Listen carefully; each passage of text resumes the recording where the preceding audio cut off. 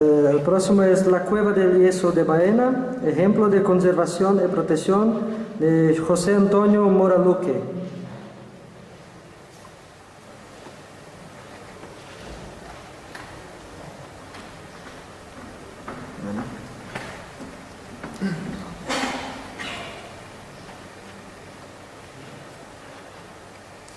Un poco harto. Buenas tardes. Voy a tratar de la forma más sintética posible, sobre todo por la premura de tiempo, de explicar las distintas vicisitudes que han acaecido en la cueva en los últimos años y que han servido de base para intentar poner en práctica o poner en valor una de las galerías de la cavidad con un sistema de acondicionamiento lo más blando posible y sin incorporar demasiados elementos alóctonos, sobre todo de tipo eléctrico. Bueno, la cueva del Yeso de Baena es la única cueva que hay en todo el Valle del Guadalquivir, en toda la depresión bética. En la fotografía que tenemos ahí tenemos las tres unidades de la provincia de Córdoba, o sea, el sistema subbético, que es el más próximo, el primero que se ve, la depresión bética, o lo que es la campiña, el Valle del Guadalquivir, y el sistema ibérico o la meseta ibérica. La zona subbética registra un porcentaje de cavidades que está en torno a las 800, casi 900. La zona centro solamente tiene la cueva del Yeso de Baena y la zona norte, la zona de Sierra Morena, alberga unas 80 o 90 cavidades, pero de muy escasa entidad. Esta corresponde a la ladera oeste de la cueva del Yeso, donde se ubica la boca de la cueva. Hay una especie de pequeño barranco cortado por el arroyo Salao. Aquí se puede ver perfectamente la ladera sur del cerro de la cueva, limitada por el río Guadalhor y las terrazas del Guadalhor 65 metros más arriba de lo que ahora están, vamos, de lo que estuvieron en época. Aquí se ve un resto de una terraza de 65 metros de altura con respecto al nivel de base del río actual y se puede ver la gran cantidad de cantos rodados, algunos de una granulometría excesivamente alta, lo que pone manifiesto la presencia y la actividad del río en otra época. Esta es la topografía que se ha hecho, que es la topografía rectificada y reformada, es la topografía desarrollada de toda la cavidad, es una topografía que se ha ampliado en más de 800 metros sobre la anterior que había, que era una topografía que correspondía a la Sociedad Espeleológica de Málaga, al GED de Málaga, y que fue una topografía que se desarrolló en los 70. Esto fue una topografía que se ha desarrollado prácticamente a finales del 98 al 2000, del 2008 al 2010, que a partir de entonces cuando se empiezan a practicar y a poner en práctica todas las medidas conducentes a la protección de la cavidad. La cavidad en el sitio donde está tiene una fragilidad extraordinaria. Primero, porque está en una zona agrícola. Segundo, porque la zona de actividad de los olivos y del movimiento de maquinaria pesada y tal en el entorno se movían en las partes donde menos espesor tenía el techo. Además, ya los agricultores andaban incluso detrás de la posible agua que hubiera en la cueva para poner en regadío los olivos. Esta, la parte que se pretende poner en valor es la parte que está desgajada sería la parte aquella que está desgajada del plano. Aquí sería el plano completo y sería desde este punto a aquel punto. Incluiría dos lagos, que después veremos el recorrido completo de esa galería. Y ahora vamos a seguir intentando explicar. La cavidad es una cavidad que se ha estado utilizando indistintamente para determinados tipos de prácticas, que se puede abrir un tramo para el público en general sin ningún tipo de dificultad, porque además las pendientes y la obra y el acondicionamiento interno no es muy grande, y además se puede mantener como durante un periodo del año para actividades de deporte de aventura y además como actividad didáctica para los determinadas prácticas de alumnos de cursos, de ciclos formativos, de actividades en la naturaleza, e incluso se está utilizando como zonas de visita para los cursos de verano de la Universidad de Córdoba. Esta sería una de las zonas donde se practicarían ese tipo de actividades. Esta es una parte donde normalmente no se va a acceder, corresponde a las partes altas de la cavidad, y son unas zonas prácticamente con una cantidad de cristales impresionante. Esta sí corresponde a la parte de abajo. Vamos, las partes iniciales de la cavidad se mueve en torno a 3 niveles. Un nivel de arriba constituido fundamentalmente por protoconductos y galerías semicirculares y circulares.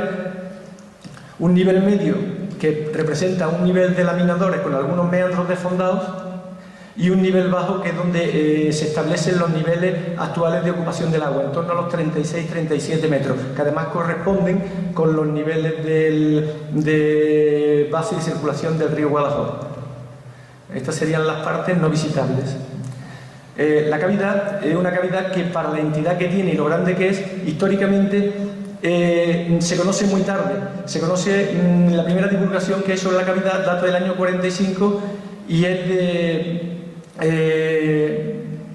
Antonio Trillo Figueroa, académico de la Real Academia, que publica un artículo titulado Espeleología cordobesa en el Boletín de la Real Academia, y es del año 45. Las primeras exploraciones, sin embargo, eso se publica en el año 45 y las primeras exploraciones no comienzan hasta los años 60. Son en los años 60 cuando se empieza a explorar la cavidad, y empieza a explorarse no fundamentalmente por espeleólogos, sino que se inicia desde una actividad que es la actividad puramente arqueológica, a través de Juan Bernier, a través de Fortea, a través de un grupo de investigación de tipo arqueológico que fueron pioneros en el inventariado y en el desarrollo de todas las actividades de tipo arqueológico en la provincia de Córdoba. Posteriormente se incorporan los distintos grupos, como por ejemplo el Goodman, el grupo de la Cruz Roja, el grupo espeleológico de Córdoba de la Diputación Provincial, y en los años 70 ya se incorpora el grupo Gaera. Este que hay ahí con pelo, antes de rozarse por las paredes, era yo. La cavidad inicia su ciclo administrativo, por llamarlo de alguna forma, en el año 84, que es cuando se inicia el proyecto de declaración de monumento natural. El proyecto, los monumentos naturales dentro de la red de espacios protegidos de Andalucía tienen una característica muy específica, y es sencillamente que recogen 5 conceptos a la hora de valorar el expediente de regulación de ese monumento, y son los elementos geológicos, los elementos biológicos, los elementos geográficos y los elementos culturales, y los mixtos, que pueden ser la unión de 2 de los cualquiera 4 otros restantes. Entonces, la cavidad, la cueva del yeso, se han considerado pues, de los 5 elementos que integran el expediente de declaración de monumento natural, 3, los geológicos, los biológicos y los mixtos. Esto se ha ido. Bien, ahí tenéis algunas de las representaciones de los elementos biológicos. El famoso Pseudonifargus, que todavía no está totalmente determinado y que puede ser posiblemente el Pseudonifargus baenensis. Lo que es complicado es venir a Huelva a vender gambas. Aquí tenemos el grupo. En el año 2008 se inicia un trabajo multidisciplinar entre la Sociedad Espeleológica de Baena y el G40 de Priego, o el G40 de Priego y la Sociedad Espeleológica de Baena, tanto monta tanto. Y entonces lo que se hace, se revisa la topografía, se hace la topografía esa que hemos estado viendo antes, se explora toda la parte que se pudo explorar de la cavidad, porque posteriormente han aparecido galerías nuevas, y se inicia un nuevo ciclo con la publicación del trabajo de la propia cavidad, que fue el primer premio de investigación de Andalucía en 2010, con el trabajo sobre la cueva del yeso de Baena. La cueva del yeso de Baena tiene... no da tiempo. Bueno, aquí se puede ver la parte que compró el ayuntamiento, que en el 2010, por unanimidad de la corporación municipal, se acuerda comprar toda la parte que es susceptible de provocar más daño en el entorno de la cavidad desde fuera. Se inicia una serie de trabajos conducentes al estudio de la colonia de quirópteros, que también es importantísima y el mayor centro de cría del Valle del Guadalquivir. Se cierra con un doble perímetro, este es el perímetro inicial, pero hay un segundo perímetro mucho más rígido para evitar la entrada a la cueva, y desde entonces se protege continuamente. Se le encarga a José María Calaforra el estudio de las variables ambientales. Por una parte se mide las variables atmosféricas, de temperatura, humedad, presión y CO2, y por otro lado se miden algunos parámetros de algunos de los lagos, puede ser pH, conductividad y variación de los niveles de la propia cavidad. se inicia el ciclo de apertura de conexión de la boca nueva, se hace una plataforma, sobre esa plataforma se hacen unas pequeñas perforaciones de 7 centímetros de diámetro hasta que se conecta con el techo de la cavidad. Para eso hubo que hacer una plataforma y desmontar el cerro 1 metro. Se conectó con la cavidad, se sacó la cota y se hizo un pequeño encajonamiento, y sobre ese pequeño encajonamiento se ha abierto la boca encajando un edificio que después veremos.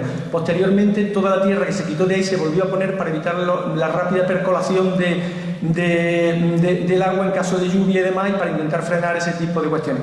Ahí se puede ver el cierre perimetral arriba y la boca de entrada nueva abajo.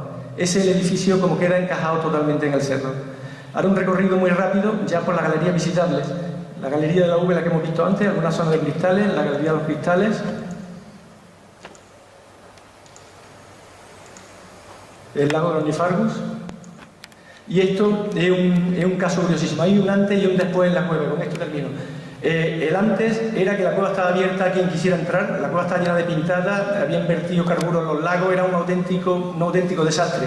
Y el último de los grandes desastres que encontramos fue sencillamente una gente que entraba y o le daban miedo a los murciélagos o se divertían matándolos, se llevaron su bote de insecticida y había más de 50 murciélagos muertos en el suelo envenenados por insecticidas. Entre esta foto y esta otra es la diferencia entre proteger o dejar las cosas a su libre albedrío. Muchas gracias. Muchas gracias, señor. Estamos en el Congreso Internacional sobre Cuevas Turísticas, celebrado en Aracena durante estos días, con un doble objetivo.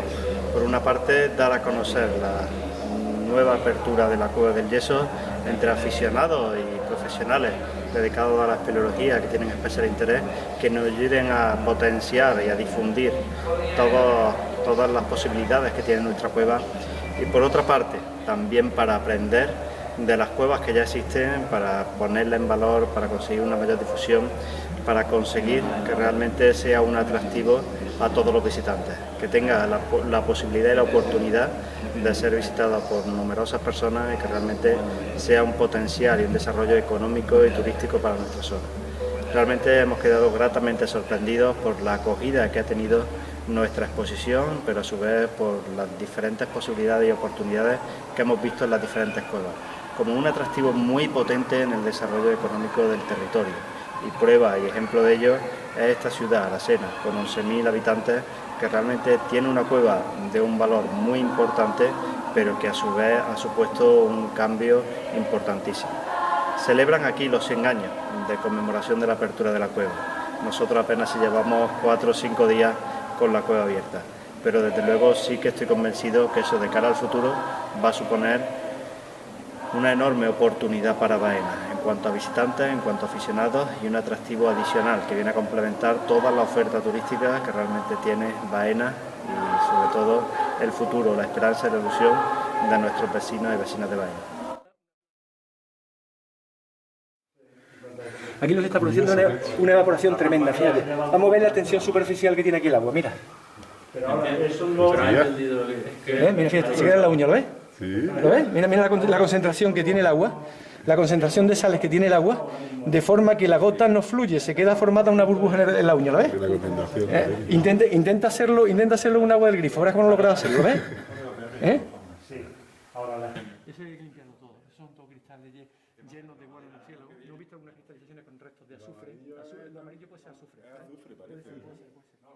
Ahí de luego lo hay en las láminas, en los macrocristales grandes, como está viendo macrocristales así grandes, en la sala grande. Bueno, a ver, aquí parece que... Mira, ponte aquí debajo, va a dar una cristalización bonita. Aquí debajo.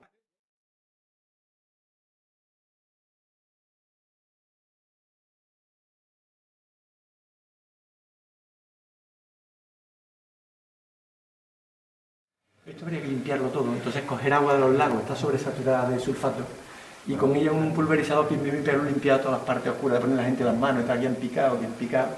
Bueno, pues ya hemos terminado prácticamente el tramo de las visitas largas, hemos estado en la sala final, la sala del caos, hemos estado viendo cómo se pueden acondicionar la galería de los sumideros y cómo se puede adecuar el tramo final de la cavidad para las visitas turísticas. Ahora estamos en la sala de los cristales, que es una de las salas más concrecionadas de la cavidad, con cristales de gran desarrollo y que cubren prácticamente en forma, en algunos casos. A la derecha tenemos otras formaciones de tipo coraloide que son una auténtica maravilla, y en la parte de atrás tenemos las formaciones de los pendants cristalizados, que son otra de las joyas de la cavidad. Ahora mismo ya lo que vamos a desarrollar es toda la actividad sobre galerías grandes. La galería que tenemos abajo es una galería que tiene unos 14 o 15 metros de altura y se desarrolla toda a lo largo de la pendiente hasta la boca de salida.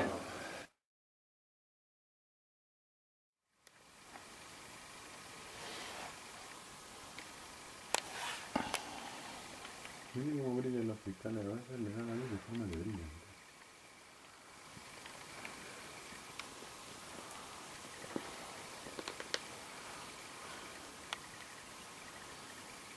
La mejor técnica aquí no es intentar agarrarte ni nada, es caerte. Saltar allí. Es caerte.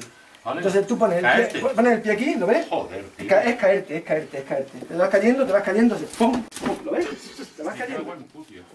Bueno, que esto es una de las formaciones características de la cueva, son los rings, son tubos por donde circula aire con una humedad relativa muy alta, a mucha velocidad, con una concentración de materiales disueltos en el tema en su contenido de humedad, y lo que hacen es precipitar en los bordes, por eso se llaman aureolas o rings. ¿Lo veo o no? Esto es muy característico de esta cueva. Hay un montón de tubos de ese tipo, entonces precipita siempre en los bordes. Disuelve la humedad que lleva el agua, disuelve parte del contenido de la pared y lo precipita en la salida.